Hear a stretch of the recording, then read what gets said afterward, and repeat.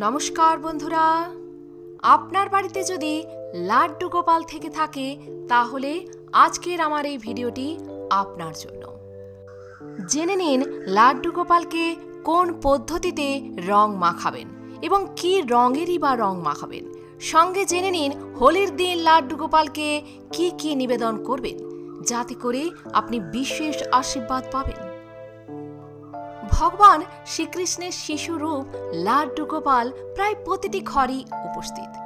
অনেকে তাকে ঈশ্বর হিসেবে পুজো করে, আবার অনেকে তাকে তাদের পুত্র হিসেবে মনে করে এবং তার সেবা করে। অনুভূতি যাই হোক না কেন, ঈশ্বর তার ভক্তদের উপর তার আশীর্বাদ বর্ষণ করেন। তিনি তার ভক্তদের সাথে প্রেম ও আনন্দের সাথে থাকেন। অনেকেই আছেন যারা তাদের বাড়িতে লাড্ডু গোপালের সাথে হোলির শুভ উৎসবও উদযাপন করেন, কিন্তু তাদের মনে অনেক প্রশ্ন থেকে যায় যে গোপালজিকে কোন রঙের গুলাল পরানো উচিত এবং কিভাবে তাকে সাজাতে হবে যাতে তিনি খুশি হন। তাহলে যদি আপনারও লাড্ডু গোপাল থাকে এবং আপনিও তার সাথে এই হোলি উৎসব উদযাপন করতে চান, এই দিনে গোপালজিকে কিভাবে সাজাবেন এবং তার গায়ে কোন রঙের গুলাল লাগাবেন তা নিয়ে ভাবছেন, তাহলে আসুন আজ এই ভিডিওটির মাধ্যমে জেনে নিন। প্রথমেই আপনাদের জানিয়ে দেব লাড্ডু গোপালের সাথে হোলি খেলার পদ্ধতি। লাড্ডু গোপালের সাথে হোলি খেলার আগে কিছু প্রস্তুতি নেওয়া গুরুত্বপূর্ণ। এর জন্য প্রথমে আপনাকে একটি প্লেট নিতে হবে এবং তারপর তাতে একটি স্বস্তিকা তৈরি করতে হবে। এরপর ওই থালার ওপর লাড্ডু গোপালকে বসিয়ে দিন, তার পায়ে ফুল নিবেদন করুন এবং তারপর প্রথমে তার সাথে ফুলের হোলি খেলুন। কথিত আছে যে ভগবান কৃষ্ণ হলুদ রং খুব পছন্দ করেন, যার কারণে তিনি হলুদ পোশাক পরেন এবং হোলিতেও তাকে হলুদ রং লাগানো হয়। এছাড়াও আপনি যদি চান তাহলে গোপালজিকে লাল, গোলাপি এবং সবুজ রঙও লাগাতে পারেন। এই রঙগুলিও শুভ বলে বিবেচিত হয়। এর সাথে যদি আপনি সুগন্ধি আবির লাগান তাহলে লাড্ডু গোপালজি খুশি হন, যার কারণে জীবনে সুখ ও সমৃদ্ধি বজায় থাকে। আপনারা অনেকেই প্রশ্ন করেছেন লাড্ডু গোপালকে হোলির দিন কি বিশেষ নৈবেদ্য দেওয়া উচিত। তো চলুন জেনে নেওয়া যাক।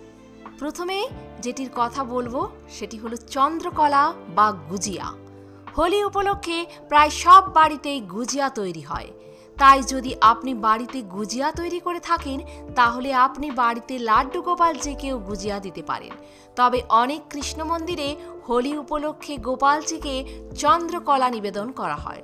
এমন পরিস্থিতিতে আপনি এই দিন চন্দ্রকলা বা গুজিয়া উৎসর্গ করতে পারেন। দ্বিতীয়ত, ফাল্গুন মাসে লাড্ডু গোপালকে মিষ্টি দই বা দই দিয়ে তৈরি যে কোনো খাবার নিবেদন করা যায়। একইভাবে হোলি উৎসবে আমাদের দই দিয়ে একটি খাবার তৈরি করে তাদের উৎসর্গ করা উচিত। অথবা যদি আমরা কোনো খাবার তৈরি করতে না পারি তাহলে আমরা চিনি যোগ করে মিষ্টি দই দিতে পারি। এটা বিশ্বাস করা হয় যে লাড্ডু গোপালকে মিষ্টি দই নিবেদন করলে পারিবারিক সম্পর্কের মধ্যে মাধুর্য আসে। এছাড়াও হোলির দিন লাড্ডু গোপালকে জিলেবি বা মালপোয়াও দেওয়া যেতে পারে। বিশ্বাস করা হয় যে এই দিনে লাড্ডু গোপালকে জিলেবি বা মালপোয়া নিবেদন করলে ঘরে সুখ আসে এবং তার আশীর্বাদ সমৃদ্ধি নিশ্চিত করে। তো বন্ধুরা, এইভাবে হোলির দিন আপনার গোপালকে সাজিয়ে তুলুন এবং ভোগ নিবেদন করুন। ভালো থাকবেন, সুস্থ থাকবেন। আজ এ পর্যন্তই। যদি ভিডিওটি ভালো লাগে একটা লাইক অবশ্যই করবেন, আর আপনি যদি নতুন এসে থাকেন আমার চ্যানেলটিকে সাবস্ক্রাইব করে পাশে থাকবেন। ধন্যবাদ।